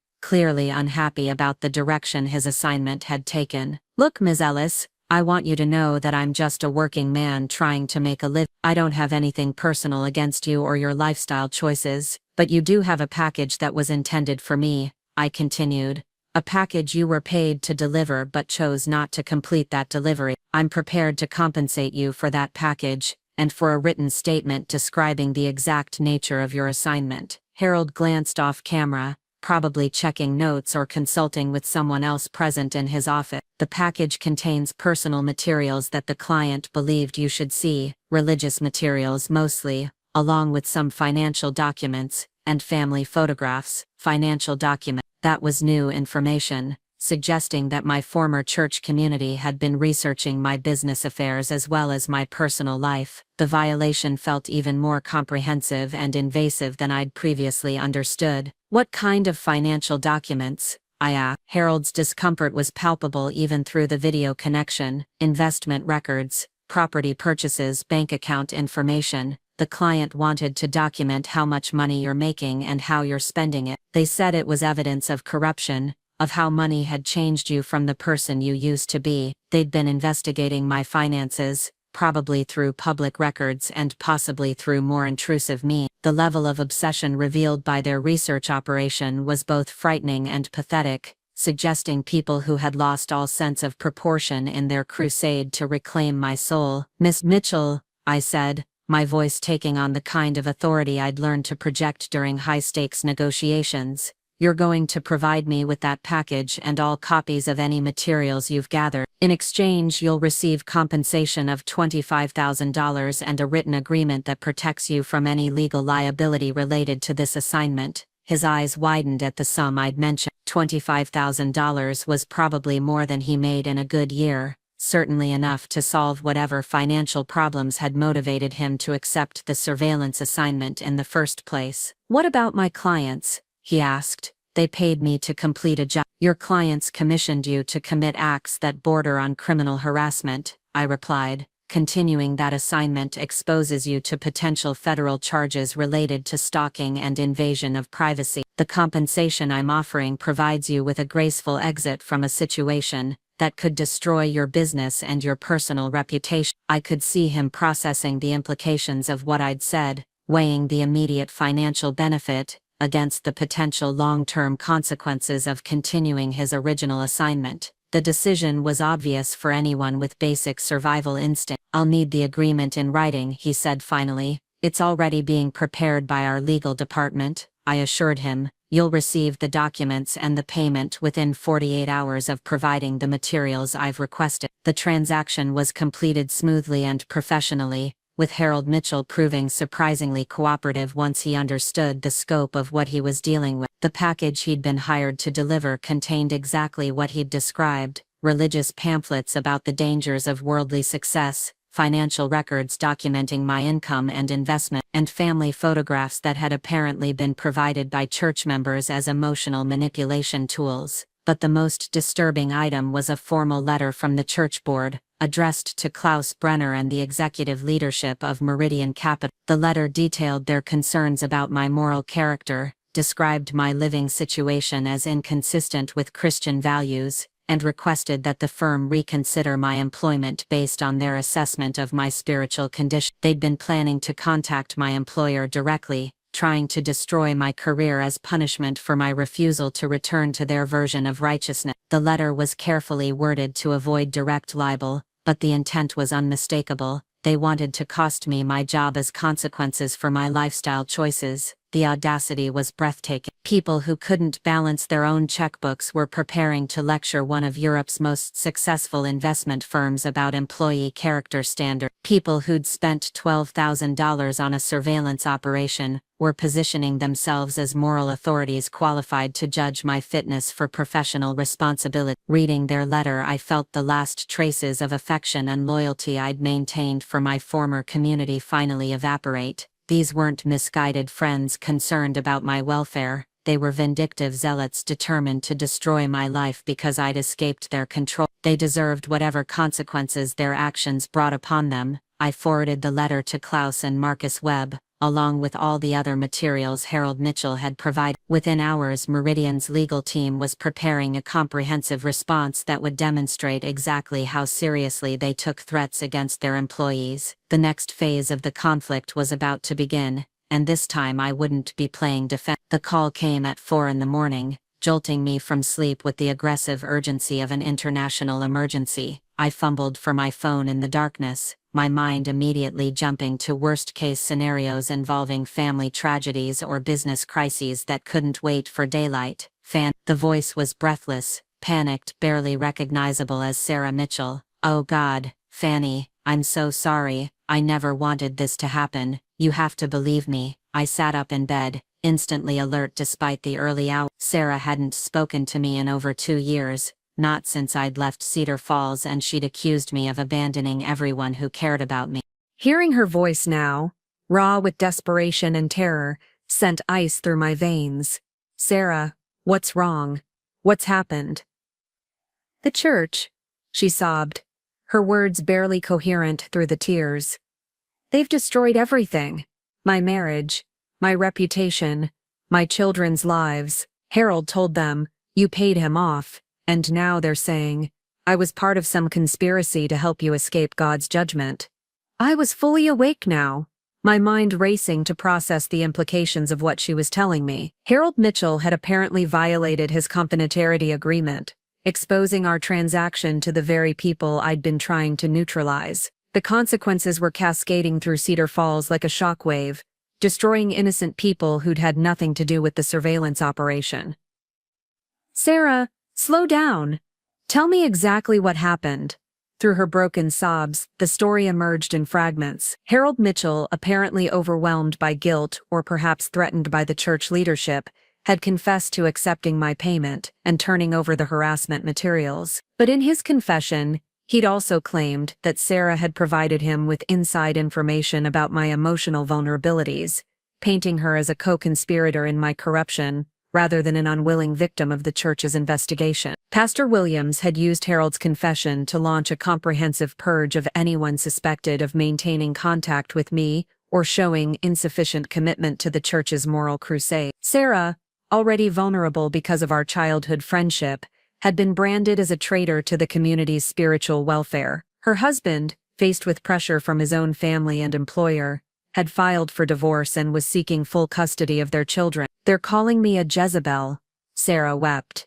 They're saying I helped corrupt you and that my children need to be protected from my influence. Tom's mother is telling everyone that I'm morally unfit to be a mother, that I've been secretly envious of your sinful lifestyle and wanted to escape my Christian duty. The accusations were absurd and vicious, but I understood their logic within the closed ecosystem of small-town religious politics. Sarah had become a convenient scapegoat, someone whose destruction could serve as both punishment for my escape and warning to anyone else who might consider following my example. Where are you now? I asked, already calculating what resources I could deploy to help her. Motel outside town. Tom changed the locks yesterday and took the kids to his mother's house. My own mother won't even speak to me.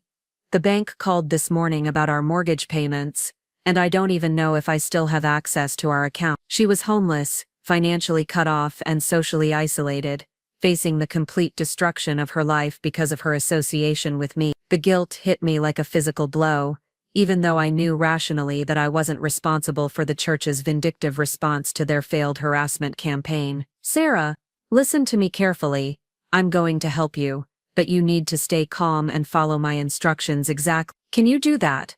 I don't want your money, she said, her voice suddenly sharp with the kind of pride that comes from desperation. That's what got me into this mess in the first place. Everyone thinks you've been corrupting me with your worldly success, and taking your help now will just prove them right. This isn't about proving anything to them, I said firmly. This is about protecting you and your children from people who've lost all sense of proportion. They've turned you into a casualty in their war against me, and I won't let them destroy you to make a point about my choices. James stirred beside me, awakened by my side of the conversation. I mouthed emergency and pointed toward the kitchen, indicating that I needed privacy for this call. He nodded and slipped out quietly, understanding that whatever was happening required delicate handling. Sarah, I need you to trust me one more time. Remember when we were 16 and you trusted me to help you when you thought you might be pregnant? Remember how I didn't judge you or lecture you or make you feel worse than you already did? That was different, she whispered. We were kids making mistakes. This is about eternal salvation and moral choices. No, I said with conviction that surprised me. This is about the same thing it's always been about. People with power using fear and judgment to control people without power. You're being destroyed because they can't destroy me directly, and that's not about God or morality or salvation. That's about human cruelty dressed up in religious language. The silence stretched between us across thousands of miles, filled with the weight of everything we'd shared and lost over the years. Finally, Sarah spoke again, her voice smaller but less hysterical. "What do you want me to do?" I spent the next hour walking her through a carefully planned escape strategy that Marcus Webb had helped me develop for exactly this type of situation. Emergency funding would be wired to a new bank account I'd set up in her name, enough to cover immediate needs and legal representation. A family law attorney in Des Moines would contact her within hours to begin protecting her parental rights and challenging her husband's precipitous divorce filing. Most importantly, she would be relocated temporarily to a safe location where the church's influence couldn't reach her while we developed a longer-term strategy for rebuilding her life. The arrangements were complex and expensive, but they were also necessary to protect someone who'd become collateral damage in a conflict she'd never chosen to join. After ending the call with Sarah, I sat in my kitchen watching the sun rise over Lake Geneva and contemplating the moral complexities of my situation. My success had given me the power to protect people like Sarah, but it had also made me a target for exactly the kind of vindictive persecution that now threatened to destroy her. Was I responsible for the consequences my escape had brought upon others, or was I obligated to use my resources to shield them from persecution I'd never intended to provoke? James found me an hour later, still sitting at the kitchen table with my coffee growing cold as I stared out at the water. He'd dressed for work but hadn't left for the office, apparently sensing that the early morning phone call had shifted something fundamental in our carefully ordered world. "Bad news from home?" he asked, pouring himself coffee and settling into the chair across from me. I explained about Sarah's situation, about the church's escalating campaign against anyone associated with me, about the impossible position I found myself in as both the cause and potential solution to her problem. James listened without interruption, his expression growing grimmer as the scope of the situation became clear. "These people have completely lost perspective," he said finally. "They're destroying their own community to punish you for succeeding beyond their expectations. It's madness." "It's worse than madness," I replied.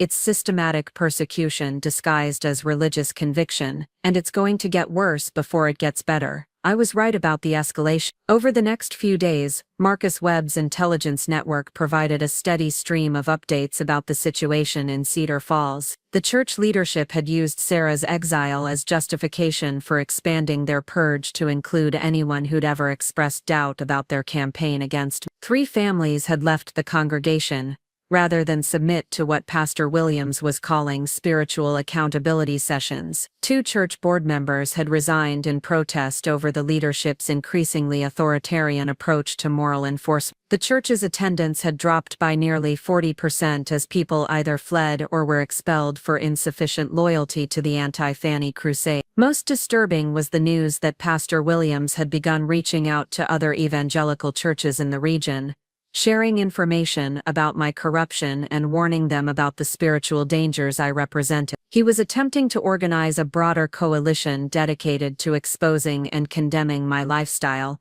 turning his local obsession into a regional movement. "He's creating a network," Marcus warned during one of our secure communications. "Religious organizations that share information about individuals they consider morally problematic. Your name is being circulated among churches across Iowa and neighboring states as someone to be watched and opposed." The systematic nature of their campaign was both impressive and terrifying. They weren't just expressing disapproval of my choices.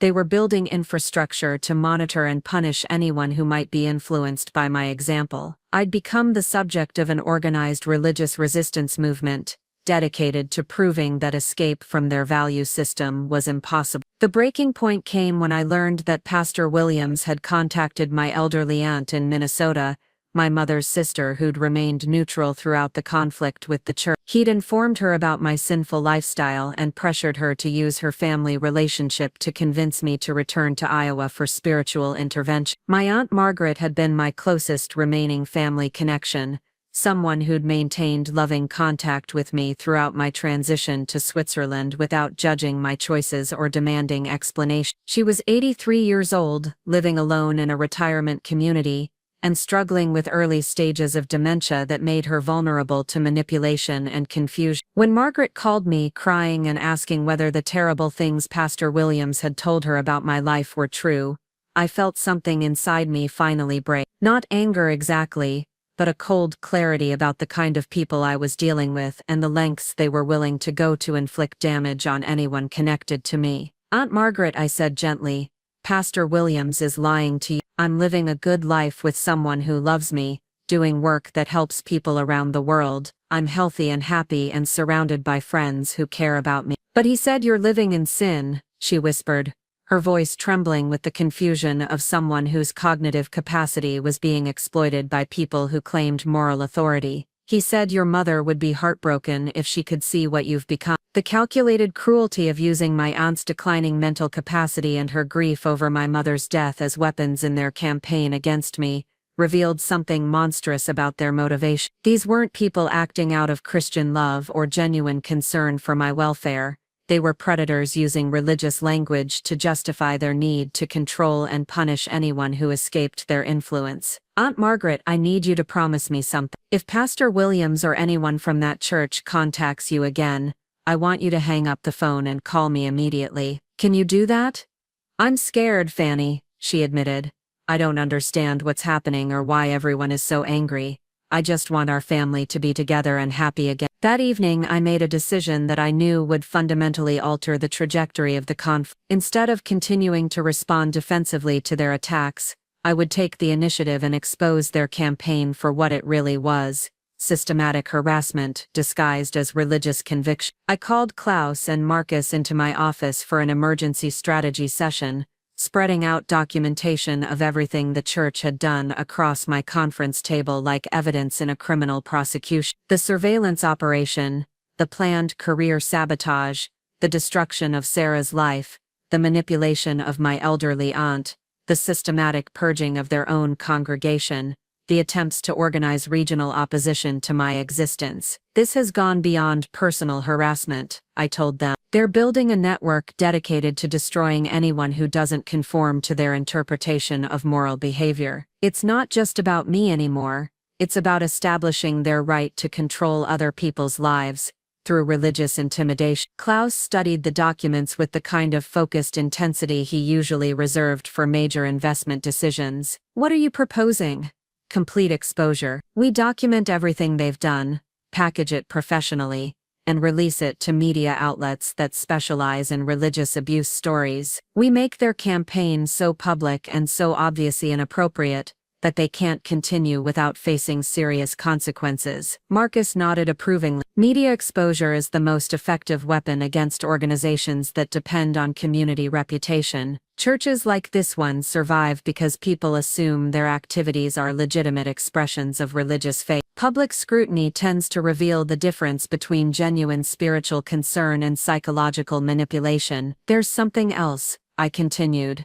"I want to reveal my role in providing the anonymous funding that saved their church from bankruptcy. Let them explain to their community how they've been persecuting the person who prevented their organization from collapsing financially." The proposal was risky and irreversible. Once I exposed their hypocrisy publicly, there would be no possibility of reconciliation or peaceful resolution. I would be declaring war on people who'd once been central to my life, using resources they couldn't match to defend principles they'd abandoned. But I thought about Sarah, homeless and separated from her children because of her association with me. I thought about my Aunt Margaret, confused and frightened by people exploiting her vulnerability for their own purposes. I thought about the families who'd been driven from their church for refusing to participate in their persecution campaign. Do it. The media strategy we developed was sophisticated and comprehensive, designed to present the story in a way that would maximize public understanding while minimizing legal liability. Marcus arranged for interviews with a journalist who specialized in religious abuse investigations,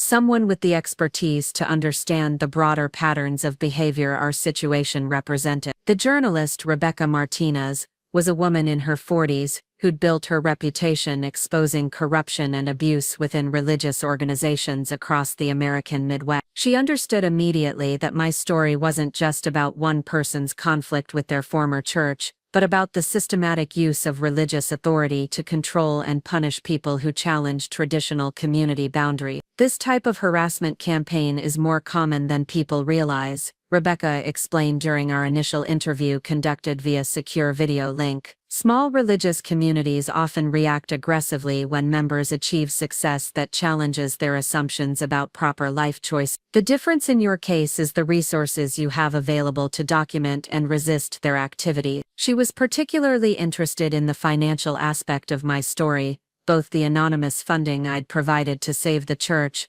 and the $12,000 they'd spent on surveillance operations, while claiming to oppose worldly materialism. The hypocrisy was obvious and compelling, exactly the kind of contradiction that made for effective investigative reporting. Religious organizations often preach about spiritual values while demonstrating remarkably materialistic motivations. Rebecca noted, "Your church spent significant money trying to destroy your career while accepting anonymous funding to solve their financial problems. That level of hypocrisy tends to resonate with readers who've experienced similar contradictions in their own religious community." The investigation took 3 weeks to complete, during which Rebecca interviewed multiple sources in Cedar Falls and documented the broader pattern of harassment and intimidation the church had employed. She spoke with former congregation members who'd been driven away, with local business owners who'd been pressured to condemn my lifestyle, and with community leaders who'd watched the church's campaign with growing concern. The resulting article was devastating in its precision and scope. Rebecca had crafted a narrative that exposed not just the specific actions taken against me, but the broader culture of control and judgment that made such actions possible. The headline read, "When Faith Becomes Persecution: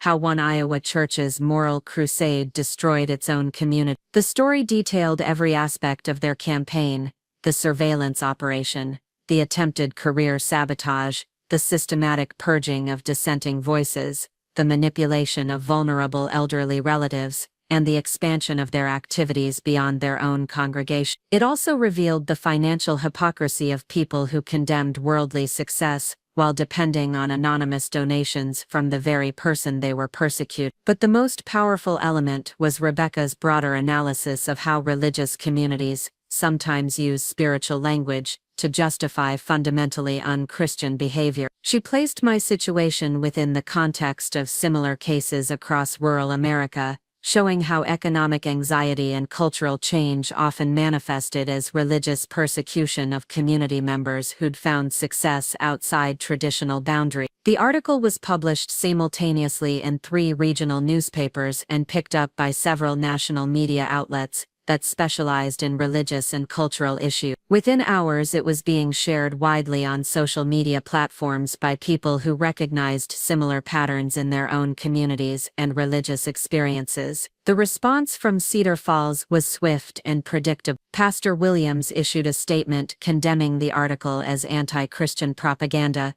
and claiming that their activities had been misrepresented by biased reporting. He positioned himself and the church as victims of a smear campaign orchestrated by someone who'd abandoned her faith and was now using worldly power to attack religious freedom, but the damage was irreversible. The systematic documentation of their harassment campaign, combined with the revelation of the anonymous funding they'd accepted while persecuting their benefactor, made their claims of religious persecution impossible to sustain. Public opinion, even within conservative Christian circles, turned against them with surprising speed and intensity. More significantly, the article prompted investigations by both state and federal authorities into potential tax law violations related to the church's political activities and surveillance operations. Churches that engage in systematic harassment of private citizens risk losing their tax-exempt status, and Cornerstone Baptist's well-documented campaign against me provided clear grounds for such review. The collapse of their position was rapid and complete. Within a month of the article's publication, Pastor Williams had resigned under pressure from denominational leadership, who were concerned about the negative publicity. 2 more board members had quit in disgust over the leadership's response to the crisis. Attendance had dropped to less than 30% of its previous level, and the church was facing serious financial difficulties, despite the anonymous funding I'd provided. Sarah called me from her new apartment in Des Moines, where she'd relocated with her children after successfully challenging her husband's divorce filing and custody claim. Her voice sounded different, stronger somehow, like someone who'd survived a trauma that had ultimately revealed her own resilience. "I never thought I'd say this," she told me, "but I'm grateful for what happened. Losing everything forced me to discover who I really was underneath all the expectations and judgments I'd been carrying my whole life. I'm terrified about the future, but I'm also excited about it in a way I haven't been since we were teenagers dreaming about escaping Cedar Falls." The irony was profound.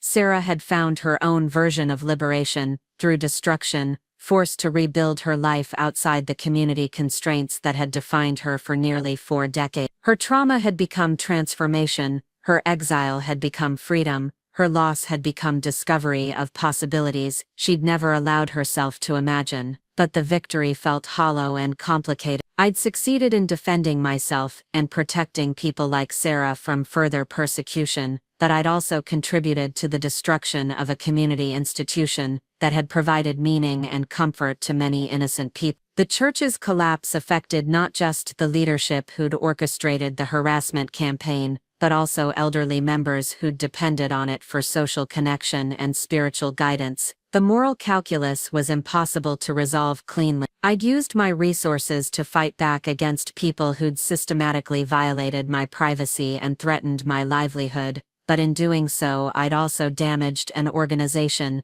that served legitimate needs for many people who'd had nothing to do with their leadership's vindictive campaign. James found me one evening sitting on our balcony, staring out at the lake while struggling with the ethical complexities of what we'd accomplished. He settled into the chair beside me with 2 glasses of wine, offering silent companionship while I processed the implications of our successful counterattack. "Do you regret it?" he asked finally, his question carrying genuine curiosity, rather than judgment. "I regret that it was necessary," I said after a long pause. "I regret that people I once cared about chose persecution over acceptance, destruction over understanding, but I don't regret defending myself and the people they were hurting in their campaign against me." "You couldn't have known it would escalate this far," James pointed out. "When you first left Iowa, you were just trying to build a better life for yourself. Everything that followed was their choice, their decision to make your success into their moral crusade." He was right,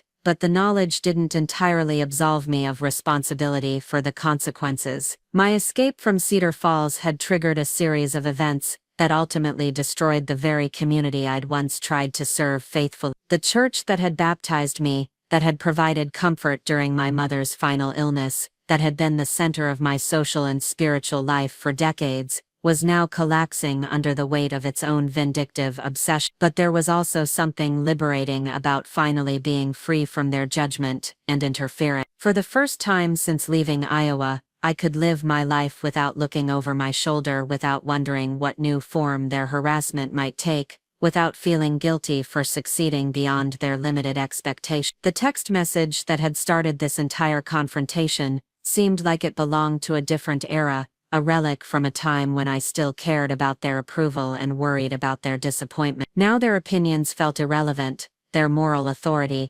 permanently undermined by their own actions. I was no longer the person who'd left Cedar Falls 3 years earlier, uncertain about her worth and apologetic about her ambition. I'd become someone who understood her own value, who was willing to fight for her right to exist without permission or explanation from people who preferred her small and manageable. The transformation was complete, but it had come at a cost that would take years to fully understand. I'd gained the world in biblical terms, but I'd lost something else in the process. The question was whether what I'd gained was worth what I'd given up, and whether the person I'd become was better than the person I'd. Looking out at the lights of Zurich reflecting off the lake, surrounded by evidence of a life I'd built through my own efforts and abilities, I thought the answer was probably yes. But the certainty I'd once felt about my choices had been complicated by the recognition that every significant decision creates casualties, that every transformation requires destruction of what came before. I was successful, independent, and free from the constraints that had limited my potential for so many years. But I was also isolated from the community that had shaped me, responsible for consequences I'd never intended, and forever changed by conflicts I'd never wanted to fight. The price of liberation had been higher than I'd expected, but it was a price I was ultimately willing to pay. The question now was what to do with the freedom I'd purchased, and whether the life I built with it would justify the cost of achieving it.